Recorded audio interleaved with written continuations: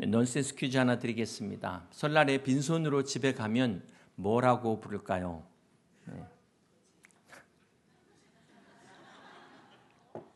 네, 설거지입니다. 네. 이번 설에 설거지 때문에 우리 아내들 너무 스트레스 받지 않도록 또 서로 배려하는 그런 명절이 되시기를 주님의 이름으로 축복합니다. 설 명절은 온 가족이 모여서 함께 또 감사하고 또 하나님의 사랑과 은혜를 나누는 그런 귀한 복된 설 명절 되시기를 다시 한번 주님의 이름으로 축복합니다. 저는 지난 6주 동안 우리 교회가 세상에 복음의 소망을 전하는 교회가 되기 위하여 요한복음의 예수님의 7가지 선언과 표적을 함께 같이 나누고 있습니다. 드디어 또 복습의 시간이 돌아왔습니다. 첫 번째, 두 번째, 세 번째, 네 번째, 다섯 번째, 여섯 번째. 우리 박수 한번 치겠습니다. 너무 감사합니다. 오늘 마지막 나는 참 포도나무라, 이 7번째 선언을 통해서 함께 은혜를 나누고자 합니다. 사랑하는 성도 여러분, 만사의 때가 있습니다. 그리고 모든 일에는 순서가 있습니다. 혹시 명절에 고스톱 치시는 분 있으실지 모르겠는데 고스톱에도 순서가 있습니다. 비풍초똥83 이 순서가 있습니다. 여러분, 진짜 고스톱은 주님이 고 하면 나도 고 하고 주님이 스탑 하면 나도 스탑 하는 것이 진정한 고스톱인 줄로 믿습니다. 우리가 이 순서를 잘 지킬 때 승리하는 그러한 삶을 살게 될 줄로 믿습니다. 우리 예수님의 이 7가지 선언은 단순한 나열이 아니고 의미가 있다라고 제가 말씀을 드렸는데요. 예수님이 누구시며 우리가 어떤 관계인지를 보여주고 있습니다. 먼저 이 7가지 선언을 3가지 단계로 구분을 할 수가 있습니다.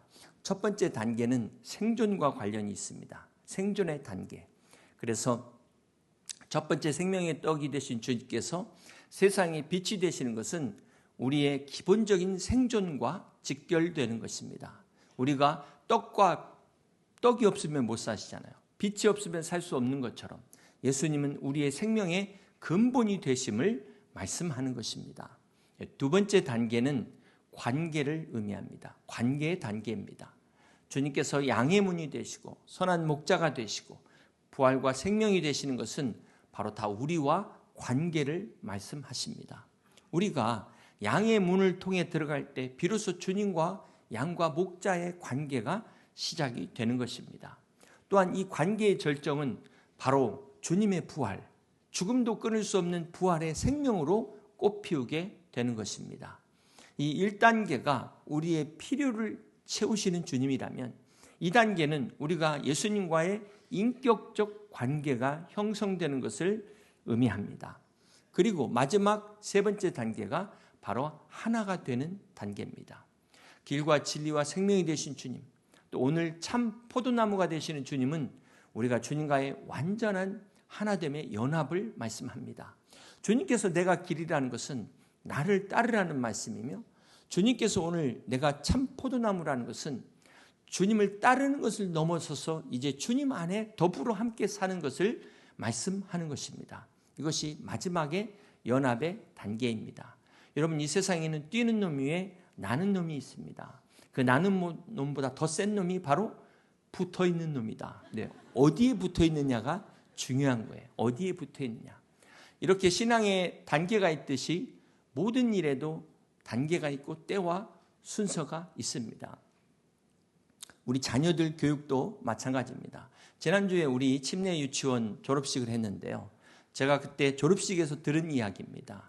요즘 그 유치원 학부모들이 영어 유치원 때문에 고민을 많이 한다고 합니다. 아무리 영어가 중요해도 교육에도 때가 있고 순서가 있습니다. 이 유치원 때는 모국어가 확실하게 정립이 돼야 되는데 그렇지 않고 이 아이들에게 너무 일찍 외국어를 공부시키면 아이들에게 혼선을 주게 되는 겁니다. 실제로 제가 미국에 잠깐 있었지만 그때도 보면 아이들이 이 언어 때문에 힘들어하는 경우를 제가 너무 많이 봤습니다. 그 기억이 지금도 있어요. 여러분, 모국어라는 것은 단순한 언어만이 아니라 우리의 사고 체계를 성립하는 데 아주 중요한 게 바로 모국어예요. 모국어의 기본 개념이 채 형성되기도 전에 다른 외국어가 들어오게 되면 아이들의 사고 체계가 혼란을 겪게 되는 겁니다. 특별히 유아기 때는 이 뇌가 발달할 때 인성과 도덕성을 조절하는 전두엽이 발달하는 시기인데요. 이때 만약에 이 언어로 인해서 스트레스를 받게 되면 정서적으로도 심각한 문제를 일으킬 수 있다는 겁니다. 그래서 우리 아이들이 그 발달 단계에 맞는 교육을 시켜야 되는데 너무 일찍 영어 교육을 유치원에서부터 시키다 보니까 아이들의 자존감이 떨어지게 돼요. 정서적 거부감이 형성될 뿐만 아니라 영어를 학습으로 받아들이지 않고 고통으로 받아들이게 된다는 것입니다. 그러니까 얻는 것보다 잃는 게 더 많다는 것이죠. 그래서 그 중요한 시기에 의사소통의 사회성을 배워야 되는데 영어 때문에 오히려 사회성 발달에 저해까지 가져오는 부작용이 있다는 겁니다. 여러분, 영어만 잘하면 못합니까? 미국의 거지도 영어는 잘해요. 우리가 모국어와 외국어 두 개를 같이 잘할 수 있는 이 체계를 만드는 게 중요한 겁니다. 그러기 위해서는 우리 부모님들의 확실한 교육관이 필요합니다. 흔들리지 마시고 영어 유치원 다닌다고 해서 흔들리지 마시고 유치원 때부터 믿음 안에서 바른 성품이 중요하다. 그런 아이가 끝까지 갑니다. 나중에 승리하는 아이가 되는 거예요. 괜히 미리부터 보내가지고 돈 낭비하지 마시고 아이들 이렇게 중요한 시기에 때를 놓치지 마시고 지금도 늦지 않았습니다. 47년의 역사와 전통을 자랑하는 우리 침례 유치원으로 보내주시길 바랍니다.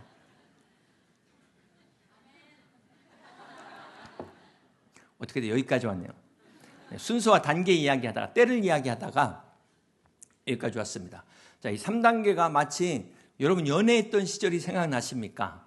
젊은 사람들 처음에 연인 과정 한번 생각해 보세요. 사랑하는 사람들이 만나가지고 맛있는 걸 먹으면서 또 좋은 모습만 보여주려고 하지 않습니까? 이게 1단계, 떡과 빛의 단계입니다. 그러면서 사랑이 깊어지게 되면 점점 이제 마음의 문을 열게 됩니다. 좋은 것을 나누는 단계를 넘어서면은 이제 모든 것을 함께 하죠. 연약한 것도 부족한 것도 함께 하는 것입니다. 이렇게 서로의 상처와 아픔도 함께 하는 신뢰의 단계가 바로 2단계, 목자의 단계로 들어갑니다. 연애 때에는 서로 좋은 것만 같이 하다가 헤어지니까. 그런데 결혼이라는 건 뭘까요? 좋은 것뿐만 아니라 좋지 않은 것까지도 다 함께 하는 게 결혼 아니겠습니까? 그래서 마침내 하나가 되는 단계가 마지막 연합의 단계입니다. 자, 2단계에 들어가게 되면은 네 것이 내 것이고 내 것이 네 것이 되는 바로 참 포도나무의 단계라는 것입니다. 이렇게 예수님께서 우리에게 찾아오셨고 우리 곁에 머무셨고 마침내 우리 안에 들어오신 겁니다. 자, 이 순서가 이스라엘 백성들이 광야에서 출애굽할 때의 순서와도 같습니다. 첫 번째 생명의 떡은 이스라엘 백성들이 광야에서 만나를 통해서 하나님께서 저들의 배고픔을 해결하신 것과 같습니다. 저들의 양식을 만나를 통해서 하나님께서 공급하신 것처럼 생명의 떡으로 오신 주님. 두 번째 세상의 빛은 광야의 어둠과 추위를 불기둥으로 인도함 받은 것과 같습니다. 또 이 양의 문과 선한 목자는 바로 하나님께서 목자를 모세로 세우셔서 이스라엘 백성들을 인도하신 것과 같습니다. 그리고 다섯 번째 부활과 생명은 광야 생활 중에 성막을 통해서 하나님께로 나오는 길을 예비하시고 열어주신 것과 같습니다. 그리고 여섯 번째 길과 진리와 생명 되심은 가나안 땅으로 가는 길이 바로 하나님이 인도하시는 유일한 길인 것을 말씀하는 것과 같습니다. 마지막 참 포도나무는 마침내 가나안 땅에 들어가게 되는 구원의 완성을 상징하는 것과 같습니다. 우리 민수기 13장 23절에 보면은 이스라엘의 정탐꾼들이 가나안에 들어가서 첫 번째 가져온 열매를 이야기합니다. 23절 또 에스골 골짜기에 이르러 거기서 포도송이가 달린 가지를 베어 둘이 막대기에 꿰어매고. 정탐꾼들이 가나안에서 가져온 첫 번째 열매는 포도입니다. 주님께서 포도라고 말씀하신 거에 그 영적인 의미는 진정한 가나안, 곧 구원의 완성을 의미한다는 것입니다. 이처럼 예수님의 7가지 선언은 단순한 그냥 나열이 아니라 바로 그 과정마다 순서마다 하나님께서 우리에게 다가오시는 구원의 과정과 여정을 단계별로 말씀하신 것이다. 자, 그렇다면 오늘 여러분은 어떤 단계에 계십니까? 여러분 1단계에 머물러 있는 분 계십니까? 1단계에서 그냥 떡과 빛 이렇게 받기만 하는 신앙은 그런 신앙에 머물러 있게 되면 그게 기복신앙이 되는 겁니다. 그 다음에 2단계에 들어서게 되면은 비로소 이제 목자의 음성을 듣게 되는 것이죠. 그래서 주님과 인격적 관계를 맺는 단계로 들어가게 됩니다. 그런데 여기서 멈추시면 안 되는 것이죠. 여기서 한 걸음 더 나아가 주님 안에 거하는 연합의 단계까지 나가라는 말씀입니다. 그렇다면 여러분은 지금 어느 단계에 계십니까? 우리의 필요를 채워주시는 1단계에서 머물지 마시고 관계를 맺는 2단계에 만족하지 마시고 마침내 이 마지막 하나 되는 주님과 연합하는 이 단계에 함께 가시는 여러분 되시기를 주님의 이름으로 축복합니다. 사랑하는 성도 여러분, 우리가 지난 7주 동안 예수님의 7가지 선언과 표적은 요한복음 전체를 관통하는 하나의 줄기와 같습니다. 뿌리와 같습니다. 그래서 여러분께서 이 7주간의 말씀만 기억하셔도 요한복음 전체를 한눈에 보실 수 있게 되는 것입니다. 우리 요한복음 20장 31절을 같이 보시겠습니다. 오직 이것을 기록함은 너희로 예수께서 하나님의 아들 그리스도이심을 믿게 하려 함이요 또 너희로 믿고 그 이름을 힘입어 생명을 얻게 하려 함이니라. 우리 예수님께서 공생애 동안 행하신 기적이 얼마나 많겠습니까? 다 기록할 수 없다고 그랬는데 오직 이것 7가지만 기록한 이유가 무엇일까요? 그것은 이 7가지의 선언과 표적이 바로 하나의 진리를 외치고 있기 때문입니다. 바로 예수님은 하나님의 아들 그리스도시라는 것입니다. 우리가 이것을 믿고 그 이름을 힘입어 생명을 얻게 하기 위하여 요한복음이 기록된 것입니다. 결론적으로 예수님의 7가지 표적과 선언의 공통점이 있습니다. 그것은 바로 생명입니다. 생명. 예수님의 7가지 선언은 바로 예수님이 메시아이심을 선포하신 것이고 예수님의 7가지 표적은 메시아이신 예수님의 말씀이 사실임을 증명하는 그런 증거라는 것입니다. 사랑하는 성도 여러분, 예수님의 마지막 7번째 선언과 짝을 이루는 마지막 표적은 어떤 표적일까요? 이제 하나 남은 바로 요한복음 2장에 여러분 너무나 잘 아시는 물이 변하여 포도주가 되는 기적입니다. 이것은 우리 주님의 첫 번째 표적이기도 합니다. 자, 그렇다면 이 주님의 첫 번째 표적과 마지막 7번째 선언은 어떤 연관성이 있을까요? 예수님께서 첫 번째 표적인 물이 변하여 포도주가 되는 사건이 주님의 사역의 시작이라면 오늘 15장의 이 7번째 참 포도나무의 마지막 선언은 주님의 사역의 결론이기도 합니다. 주님은 이 첫 표적으로 포도주라는 선물을 우리에게 주셨어요. 그런데 마지막에는 주님 자신이 참 포도나무가 되어 주신 것입니다. 여러분, 이 잔치의 기쁨이라는 게 사실은 아무리 길어도 그때뿐 아니겠습니까? 언젠가는 그 잔치는 끝나게 돼 있어요. 그런데 주님은 우리에게 이 잠깐의 기쁨을 주시는 게 아니라 영원히 끝나지 않는, 마르지 않는 샘수와 같은 영원한 생명의 기쁨을 주신 줄 믿으시길 바랍니다. 이것이 참 포도나무가 우리에게 주는 교훈입니다. 그렇게 볼 때 오늘 주님께서 이 첫 번째 표적을 가나의 혼인잔치에서 택하신 것이 결코 우연이 아니라는 것입니다. 성경을 보면 창세기 제일 처음에 아담과 하와의 창조 이후에 아담과 하와의 결혼으로 성경이 시작됐다면 성경의 가장 마지막 요한계시록은 어린 양의 혼인잔치로 끝을 맺습니다. 또한 이스라엘 백성들이 하나님과의 최초의 언약을 맺은 시내산의 언약은 바로 영적으로 하나님과의 결혼식을 상징하는 것입니다. 또한 우리 예수님께서 천국을 말씀하실 때도 이 혼인잔치의 비유를 통해서 말씀하셨습니다. 그렇기 때문에 우리가 구원을 받는다는 게 천국에 가는 것으로 끝나는 게 아니라는 것입니다. 지옥에 가지 않고 구원받았다고 끝나는 것이 아니라 우리가 예수님과 영원한 신부가 되는 것, 이게 얼마나 놀라운 은혜입니까? 얼마나 큰 축복입니까? 그래서 우리는 성경을 하나님의 러브스토리라고 이야기합니다. 사랑하는 성도 여러분, 이 요한복음 2장에서 물이 변하여 포도주가 되는 이 혼인잔치가 어떻게 일어났을까요? 이 혼인잔치의 표적이 어떻게 일어났을까요? 이 혼인잔치에서 포도주가 떨어졌다는 것은 이게 우리가 생각하는 단순한 실수로 볼 수가 없습니다. 이 당시의 문화나 여러 가지로 볼 때 절대로 있을 수 없는 일이 일어난 거예요. 일어나서는 안 되는 일이 일어난 것입니다. 호세아서에 보면은 이스라엘 백성들이 영적으로 음행을 해서 하나님을 떠난 것을 이렇게 표현합니다. 호세아서 9장 2절입니다. 타작마당이나 포도즙 틀이 그들을 기르지 못할 것이며 새 포도주가 그것을 내는 가지를 잃을 것이라. 여기서 포도주가 끊어졌다는 것은 하나님과의 관계가 끊어졌다는 영적 상태를 말씀합니다. 이처럼 포도주는 영적인 의미를 가지고 있는데요. 신약에서도 마찬가지죠. 포도주가 떨어졌다는 것은 이 잔치에 기쁨이 사라졌다는 것입니다. 잔치는 지금 계속되고 있는데 정작 잔치의 기쁨이 사라져버렸다는 거예요. 잔치의 의미가 없어졌다는 겁니다. 자, 이 모습이 어쩌면 오늘 우리의 모습 같지 않습니까? 우리가 하나님 앞에 예배를 드리는데 막상 예배의 기쁨이 없는 거예요. 예배의 기쁨을 잃어버린 겁니다. 우리가 예수님을 믿고 신앙생활을 하는데 형식적 신앙이 돼버렸다는 거예요. 생명력이 없는 신앙이, 무늬만 있는 생명력이 죽은 신앙이 돼버렸다는 것입니다. 이게 혹시 오늘 저와 여러분의 모습은 아닙니까? 사랑하는 성도 여러분, 오늘 본문에 보면은 마리아가 예수님께 부탁을 하죠.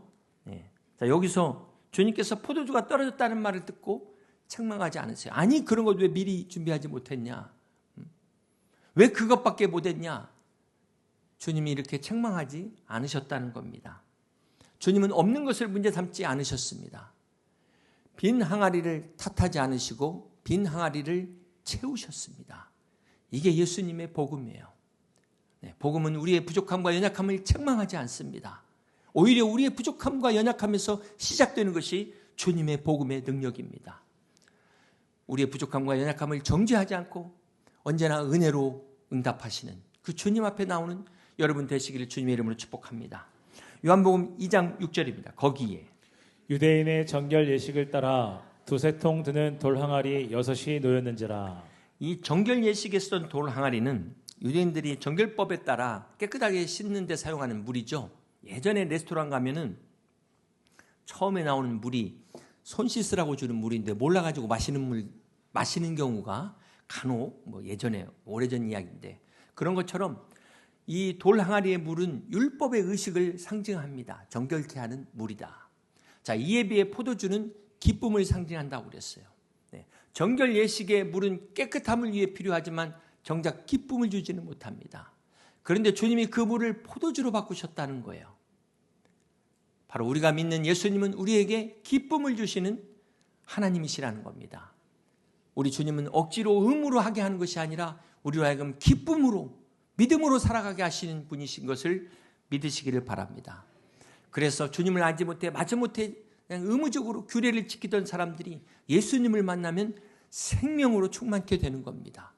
우리가 힘쓰고 애쓰고자 해서 구원받는 것이 아니라 우리를 은혜로 하여금 하나님의 사랑으로 하여금 우리를 변화시키는 이게 바로 우리 예수님이십니다. 그러므로 가나 혼인잔치의 표적은 단순한 기적이 아니라 이제 율법의 시대는 끝났고 은혜의 시대가 열렸다는 것을 선포하는 표적입니다. 돌 항아리의 물이 포도주가 된 그날 새 언약의 시대가 열렸음을 주님이 보여주신 것입니다. 사랑하는 성도 여러분, 이 새 포도주는 어디에 담아야 될까요? 누가복음 5장 37절에 보면 예수님께서 이렇게 말씀하십니다. 새 포도주를 낡은 가죽 부대에 넣는 자가 없나니 만일 그렇게 하면 새 포도주가 부대를 터뜨려 포도주가 쏟아지고 부대도 못 쓰게 되리라. 새 포도주는 새 부대에 넣어야 할 것이니라. 여기서 낡은 가죽 부대는 율법을 말합니다. 우리 죄악된 옛삶을 의미합니다. 돌 항아리의 물이 포도주로 바뀌었는데 다시 정결 예식용 항아리에 담아둘 수는 없다는 것입니다. 은혜를 받았는데 어찌 율법으로 돌아갈 수가 있을까요? 새 생명을 받았는데 어찌 죄악된 옛 습관대로 살아갈 수가 있겠습니까? 이것은 새 포도주를 낡은 부대에 넣는 것과 같습니다. 새 포도주는 새 부대에 넣어야 됩니다.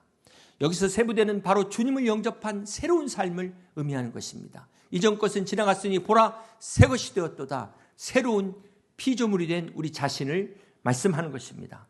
그러므로 사랑하는 성도 여러분, 여러분의 삶이 새 포도주를 새 부대에 담듯 주님 안에서 더 깊은 은혜와 더 풍성한 맛과 그리스도인의 향을 내는 복된 성도들의 귀한 삶이 되시기를 주님의 이름으로 축복합니다. 사랑하는 성도 여러분, 우리가 너무나 잘 아는 이 주님의 첫 번째 표적인 물이 변하여 포도주가 된 기적은 어떻게 일어날 수 있었을까요?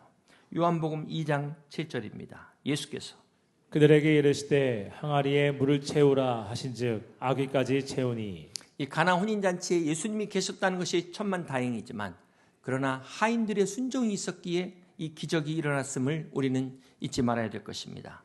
이 하인들이 항아리에 물을 채우라고 했을 때 아귀까지 채웠다는 게 무엇을 의미할까요?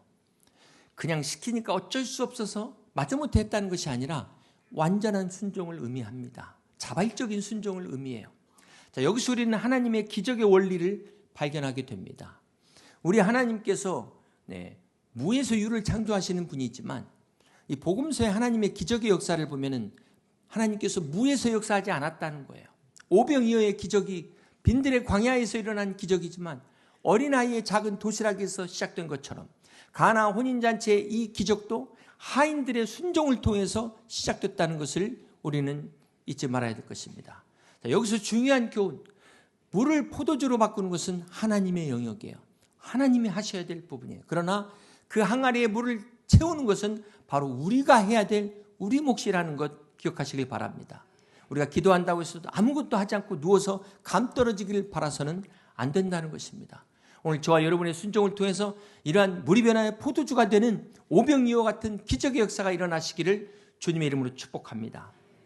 자, 그럼 여기서 또 한 가지 궁금한 게 있죠. 그렇다면 이 물이 포도주로 바뀐 시점이 언제였을까요? 항아리에 물을 부었을 때일까요? 아니면 그 물을 떠다가 갖다 줄 때일까요? 한번 제가 생각을 해봤는데 항아리에 물이 포도주로 이미 바뀐 걸 알고 가는 것은 이건 심부름이지 이건 믿음이 아닙니다. 이건 누구나 할 수 있는 거예요. 결과를 확인하고 움직이는 거는 세상 사람도 다 그렇게 합니다. 그러나 믿음은 아브라함이 갈 바를 알지 못하고 순종한 것처럼 우리가 비록 보이지 않는다 할지라도 말씀을 붙들고 가는 것이 믿음이라는 사실을 기억하시길 바랍니다. 이스라엘 백성들이 요단강을 건널 때도 마찬가지였어요. 하나님께서 강을 딱 갈라놓고 건너라고 말씀하신 게 아니었습니다. 여호수아서 3장 13절에 보면 제사장들이 언약궤를 메고 발을 강에 디딜 때 비로소 물이 갈라졌다는 거예요. 열왕기하 5장 14절에도 나병 환자인 나만 장군이 이 문둥병을 치료받기 위해 엘리사에게 나오지 않습니까? 그때 엘리사가 요단강에 가서 7번 씻으라. 자, 이 말을 듣고 나만 장군이 그냥 기분 나빠서 집에 가려다가 어떻게 합니까? 믿져야 본전 아니냐. 옆에 그 하인의 말을 듣고 요단강에 들어가는데요. 6번 들어갔을 때까지도 뭐 하나 바뀐 게 없었어요. 그러나 마지막 7번째 순종에 하나님의 놀라운 기적의 역사가 일어났음을 믿으시길 바랍니다. 누가복음 17장 14절에서도 주님께서 10명의 나병 환자에게 가서 제사장에게 보여라 말씀하셨을 때도 이게 다 나음을 받은 게 아닌데도 그들이 가던 중에 치유받았다는 사실을 믿으시기를 바랍니다. 이처럼 믿음이라는 것은 먼저 우리의 마음에서 시작되지만 순종으로 완성되는 겁니다. 믿음은 순종의 열매입니다.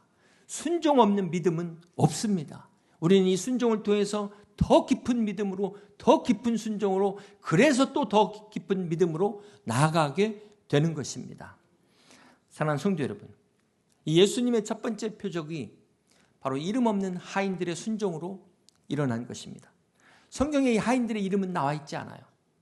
그러나 이들의 순종은 기록되어 있습니다. 이것이 무엇을 의미할까요?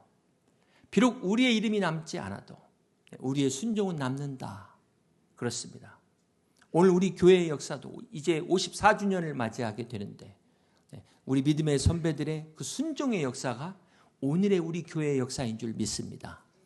그리고 오늘의 여러분의 순종이 우리 다음 세대를 위한 여의도 침례교회의 역사를 만드는 줄로 믿습니다. 그러므로 여러분의 순종이 반드시 기적을 일으킨다는 것을 믿고 말씀을 붙들고 먼저 나아갈 수 있는 여러분 다 되시기를 주님의 이름으로 축복합니다. 사랑하는 성도 여러분, 이 가나 혼인잔치에는 연회장에 많은 사람들이 있었는데요. 세 부류로 구분을 할 수가 있어요.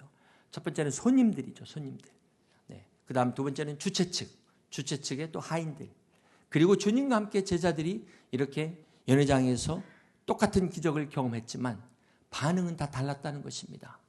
우리 요한복음 2장 11절입니다. 예수께서 이 첫 표적을 갈릴리 가나에서 행하여 그의 영광을 나타내심에 제자들이 그를 믿으니라. 주님의 이 첫 표적이 누가 믿었다고요? 제자들이 믿었다는 겁니다. 주님의 첫 번째 표적은 제자들의 믿음을 위한 표적이었다는 것입니다. 여기 수많은 손님들과 하인들은 비록 기적을 경험했지만 그게 예수님 때문인지를 몰랐어요. 제자들만이 주님이 메시아인 것을 믿었다는 거예요. 이때 연회장의 그 수많은 손님들은 포도주로 인해서 기뻐했습니다. 이렇게 좋은 포도주를 왜 나중에 내느냐. 그러나 제자들의 기쁨은 포도주 때문이 아니었어요. 바로 자기를 부르신 그 주님이 첫 번째 표적을 통해서 메시아인 것을 보여준 이 기쁨이었다는 것입니다. 사랑하는 성도 여러분, 여러분은 오늘 어떤 기쁨을 가지고 계십니까? 하나님께서 여러분에게 좋은 포도주 주시고 좋은 선물 주시고 건강 주시고 사업 축복해 주시고 자녀들 잘 되는 것, 이것 때문에 기뻐하십니까? 아니면 주님이 나를 구원하신, 나에게 영원한 생명을 주신, 나를 신부로 삼으신 이것으로 인하여 기뻐하십니까? 바라기는 오늘 우리의 기쁨이 하나님이 주신 선물 때문이 아니라 선물을 주신 하나님 때문에 기뻐할 수 있는, 주님 때문에 기뻐할 수 있는 저와 여러분 될 수 있기를 주님의 이름으로 축복합니다. 사랑하는 성도 여러분, 오늘 여러분의 신앙에 과연 이런 기쁨이 있으십니까? 주님을 만났을 때 기쁨이 있으십니까? 내가 정말로 하나님이 살아계심이 믿어지고 하나님의 자녀가 되었던 걸 깨달은 그 기쁨이 있으십니까? 만약 그 기쁨을 잃어버렸다면 형식적 신앙생활을 하고 있는 것입니다. 이게 바로 잔치집에 포도주가 떨어진 상황이라는 거예요. 2000년 전 그때만 떨어진 게 아니라 오늘 지금 내가 어디 나도 모르는 사이에 주님과 떨어져 있다는 거예요. 주님과 멀어져 있지는 않는지 주님과의 관계를 되돌아보시길 바랍니다.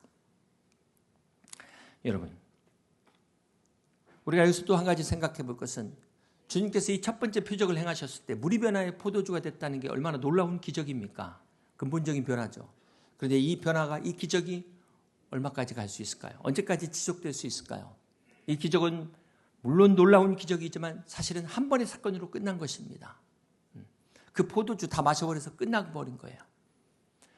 포도주의 기적은 한 번의 이례적인 사건이었다면 오늘 주님께서 7번째 선언하신 포도나무의 사건은 매일의 기적을 말하는 거예요. 우리가 주님 안에 함께 붙어 있을 때 주님이 우리에게 주시는 이 놀라운 축복과 은혜와 기적이 일회성이 아니라 매일 삶 속에서 일어날 수 있다는 것을 말씀하는 겁니다. 주님은 이 요한복음 15장에서 내가 참 포도나무라고 말씀하신 것, 내가 바로 영원한 기쁨이라는 것, 어제의 기쁨으로 끝나지 않고 오늘의 새로운 기쁨, 내일의 새로운 기쁨으로 살게 하신다는 것을 말씀하는 것입니다. 사랑하는 성도 여러분, 우리가 아무리 계획하고 열심히 준비했어도 우리가 무슨 일이 일어날지 장담할 수가 없어요. 우리가 또 이렇게 하나님께서 2번의 새해를 주시지 않습니까? 구정을 맞아서 우리가 또 새롭게 시작하고 결심하고 결단하고 우리가 서지만 또 어떤 일이 일어날지 우리는 아무도 알 수가 없는 겁니다. 실제로 실화입니다. 프랑스의 잔깔망이라는 할머니가 90세 되던 해가 1965년이었어요. 그때 이 47세의 변호사가 비아제라는 이 평생연금식 계약을 가지고 이 할머니에게 제안을 합니다. 할머니, 제가 매달 돈을 드릴 테니까 조건이 할머니 돌아가시면 그 집을 저한테 주는 겁니다. 이 변호사가 참 나름 계산을 한 거예요. 90세 할머니가 앞으로 몇 년 더 사실 텐데 그러면은 이 집은 이제 내 것이 된다. 그렇게 하고 계약을 맺었습니다. 그런데 여러분, 이 할머니가 몇 세까지 사신 줄 아세요? 122세까지 최장수 기록을 세웠습니다. 변호사가 30년을 기다리다가 77세 할머니보다 먼저 세상을 떠났어요. 그가 30년 동안 할머니한테 준 돈은 그 집값의 시세보다 2배가 넘었다고 합니다. 이처럼 아무리 머리를 써도 내일 일을 알 수 없는 것이 우리의 인생입니다. 사랑하는 성도 여러분, 그래서 주님께서 요한복음 15장 5절에 이렇게 말씀하세요. 나는 포도나무요 너희는 가지라. 그가 내 안에 내가 그 안에 거하면 사람이 열매를 많이 맺나니 나를 떠나서는 너희가 아무것도 할 수 없습니다.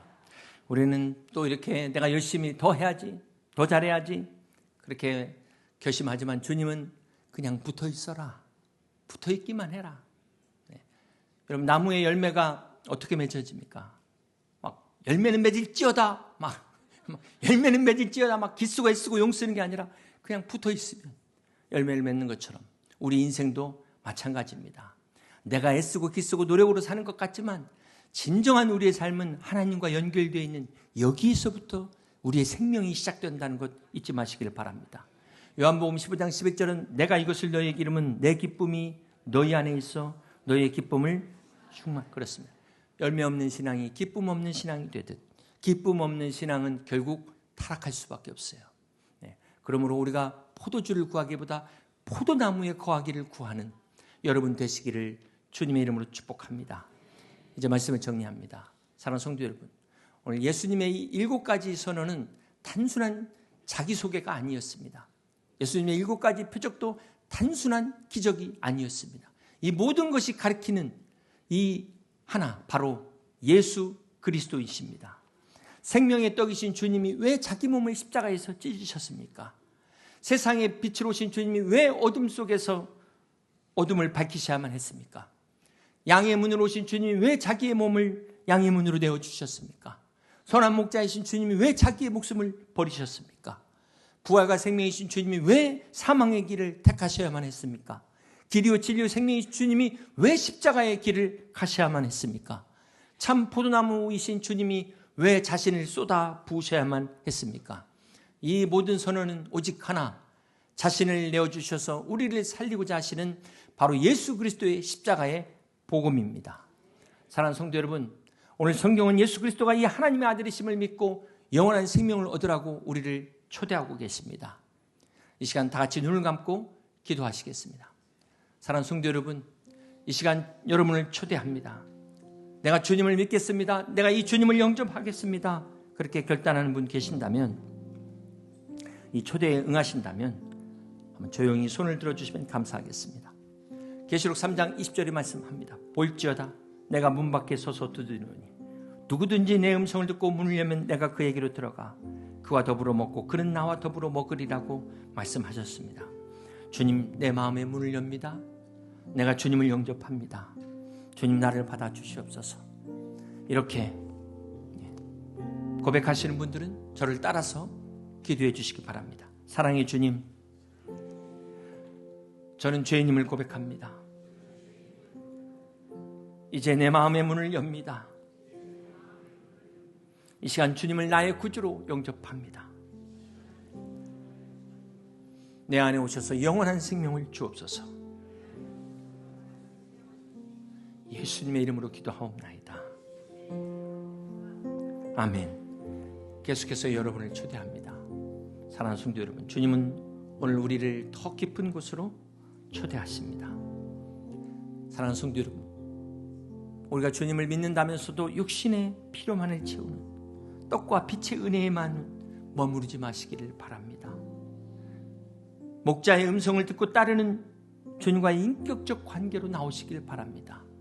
나아가 주님과의 생명의 연합을 이루는 하나됨의 축복을 누리시기를 바랍니다. 가지가 나무를 떠나 살 수 없듯 열매를 맺을 수 없듯 우리의 생명과 기쁨은 오직 주님 안에 있을 때 비로소 완성된다는 것을 기억하시길 바랍니다. 그리고 이 시간 깊은 은혜의 자리로 우리를 초청하시는 주님 앞에 우리가 결단하고 주님 앞에 나아가시기를 주님의 이름으로 축복합니다. 이 시간 주님 안에서 주님과 함께 영원한 생명의 기쁨이 영원히 흘러넘치는 우리 여의도 침례교회 모든 성도들 다 되시기를 주님의 이름으로 간절히 축원합니다.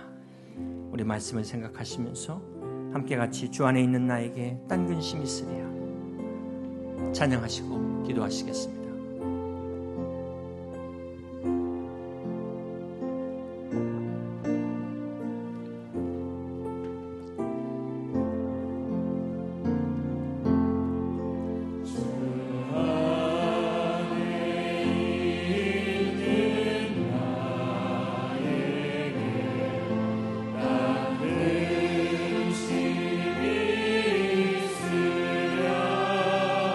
십자가 밑에 나아가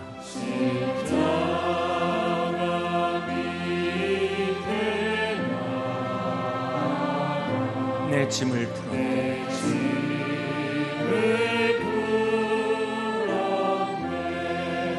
주님을 찬송하면서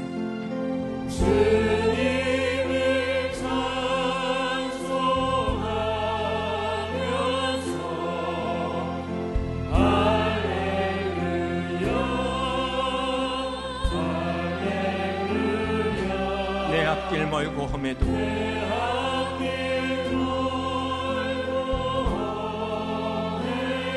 나 주님만 따라가면서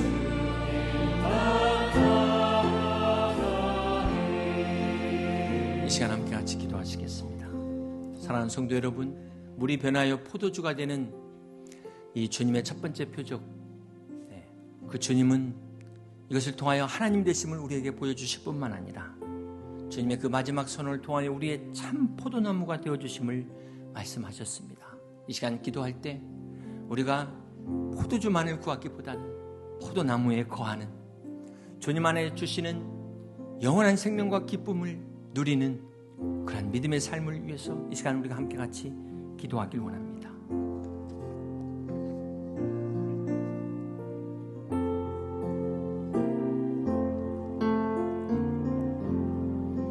그 두려움이 변하여 내 기도 되었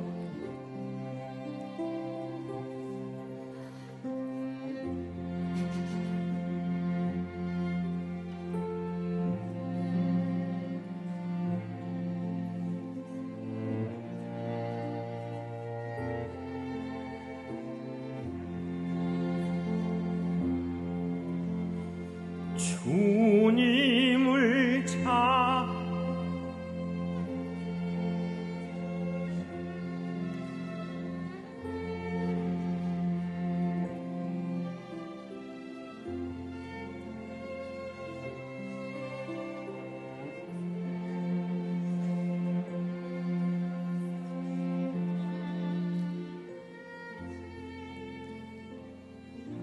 다 같이 일어나셔서 내 주는 자비하셨습니다.